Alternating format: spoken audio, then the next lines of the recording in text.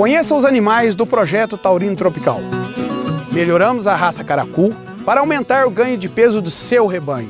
Soma-se a isso a heterose e a vida longa desses touros. Ou seja, ganho absoluto e custo-benefício que nenhuma outra raça oferece. Conheça, pergunte e tenha certeza de que há 30 anos preparamos algo para melhorar o faturamento da sua propriedade. Adquira seus animais pela Ricardo Nicolau Leilões. Aqui dentro da Fortuna, nós produzimos suplementos minerais, proteicos, energéticos, rações e núcleos. A nossa preocupação ela começa com uma boa seleção de nossos fornecedores. A partir do processo de dosagem, ou seja, um produto de cada vez, aí é feito pelo sistema de automação. Fortuna está localizada em Nova Canaã do Norte, entre os municípios de Colíder e Alta Floresta. Então é toda a região centro-norte do estado do Mato Grosso, que tem um rebanho aproximado de 5.500.000 cabeças. Nós temos diversos clientes exigentes, mas eu me considero um dos mais exigentes dentro da Fortuna Nutrição Animal, porque a gente sempre está analisando, medindo, né, e buscando o resultado, né? Resultado também econômico, né? Porque você tem que ver a viabilidade econômica de todos os negócios sempre também, né? Ele fala que é o mais exigente porque a gente depende muito dele para desenvolvimento de novos produtos, acompanhamento de resultados. A gente consegue ter uma abertura muito grande no cliente, né? Então aqui a gente está jogando em casa.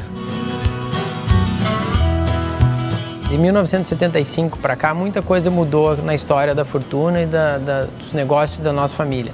Mas uma coisa não mudou, que é a paixão que nós temos pela pecuária.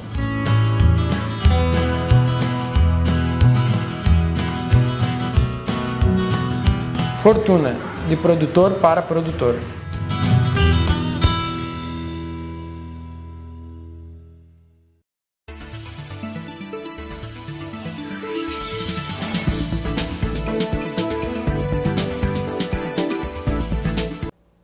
O Boi em Pauta está de volta e o nosso entrevistado de hoje é Miguel Cavalcante, o CEO do Beef Point, e agora a gente vai saber dele mais sobre lucratividade nas fazendas. Miguel, esse é um assunto que eu tenho visto, eu acompanho você muito, e eu tenho visto que esse é um assunto que está muito inserido, muito pertinente, né, na atualidade. E as pessoas, às vezes não é só questão de produtividade, né, a questão é lucratividade. Eu gostaria que você falasse para o pessoal de casa, para quem nos acompanha aí pela internet, sobre esse assunto. Miguel, lucratividade nas fazendas. Maravilha. É o seguinte, eu estou falando basicamente sobre pecuária, só sobre isso, porque eu acredito que depois que você viu, não tem como desver, né? Depois que você viu que quando você muda o jeito de olhar a pecuária, de olhar uma fazenda focado em lucro, é uma pequena mudança que muda todo o jeito que você compra produto, que você pensa o seu negócio, que você contrata consultoria, que você planeja o futuro, muda tudo. E tem uma série de desafios, eu vejo por onde eu ando, muita gente trabalhando duro com pecuária, se dedicando, se esforçando e colhendo menos do que se esforça. E na maioria das vezes é porque a pessoa está caindo em armadilhas, está procurando acertar e errando. Acaba errando. Então tem gente que está muito focado em produtividade. A pessoa acha que quanto mais produtivo, quanto mais eu produzir, mais lucro eu vou ter. Nem sempre é verdade. Tem gente que aumenta a produção e diminui o lucro. Até tem prejuízo.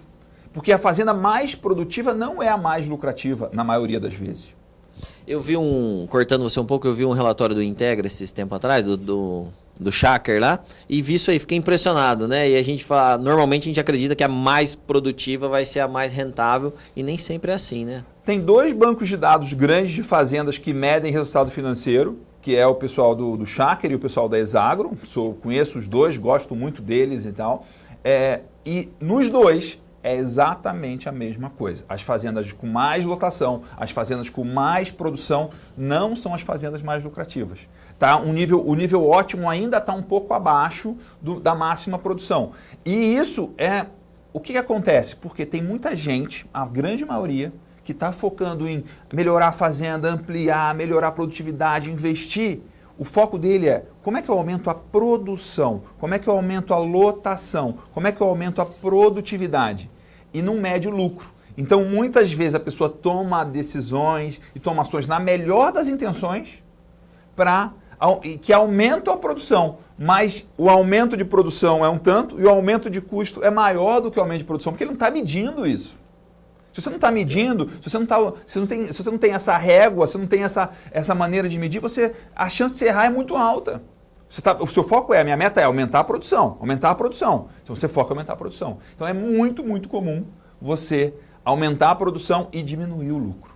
Inclusive, as fazendas recordistas de prejuízo são fazendas muito produtivas.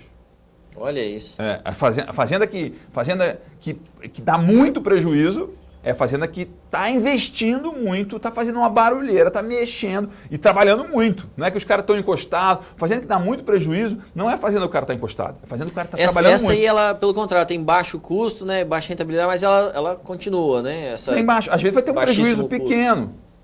Mas para você... Então, só que quando a pessoa não mede o lucro, as fazendas... O detalhe é o ajuste, né? Tem fazenda altamente produtiva com alto lucro, e tem fazenda altamente produtiva com um baita prejuízo. Quando não mede o lucro, essas duas fazendas são iguais. Aí você está indo visitar uma fazenda achando que está aprendendo um monte de coisa lá, mas o cara está perdendo dinheiro. E tem uma característica que ajuda a enganar, que é a questão que na pecuária você tem dois dinheiros. Você tem o dinheiro ela e o gado. Desaforo, né? Isso até ser percebido, não, e talvez vai longe. Esconde. Às vezes você acha que faturou muito no ano, que você vendeu muito gado, parece que foi um ano muito bom, mas o seu rebanho diminuiu. O estoque O estoque diminuiu. Então, na sua conta bancária no banco mesmo, no dinheiro, você está bem. Mas na conta bancária do gado, na quantidade de gado que você tem, diminuiu. Acontece o contrário também. O cara fala, pô, esse ano só gastei e não faturei, foi ruim e tal. Mas o gado aumentou, o rebanho. Então, e gado é dinheiro vivo, né? Você sabe melhor que eu, né? Gado você vende domingo. Né? Não é uma coisa que tem baixa liquidez, tem altíssima liquidez. Né? Então, gado e reais e cabeças, reais e arroba são simplesmente duas moedas, como dólar e reais. E você tem que medir essas duas moedas em arrobas e em reais. E muitas vezes, por você esquecer que tem duas moedas, o seu saldo em um fica positivo e no outro fica negativo e aí você não percebe que está indo bem ou que está indo mal. Então, assim, o meu grande recado disso lembra que o principal não é produzir mais. O principal é você lucrar mais. E como você faz isso? Medindo, olhando, se preocupando e indo atrás de conversar com técnico, com professor, com produtores que também estão nessa pegada de medir o lucro e ainda são a exceção. Então, eu ia perguntar tem um amigo meu que fala assim, Miguel, você desmancha a roda. Nas rodas que meus amigos eles não falam sobre isso. Então, se eu começar a falar esse assunto, eu vou perder meus amigos. Né? Então, você tem que achar outras pessoas que estão nessa pegada de falar de lucro. Ou então, que é melhor, traz os seus amigos juntos. Bom, pessoal, vamos falar de lucro, vamos estudar lucro, vamos aumentar o resultado. Ô Miguel, se fosse para a gente chutar um número, uma proporção aí, quantos % dos proprietários, dos fazendeiros, você acha que tem essa conta na mão? Olha, tem menos de 1.000 fazendas no Brasil inteiro que sabem o seu lucro.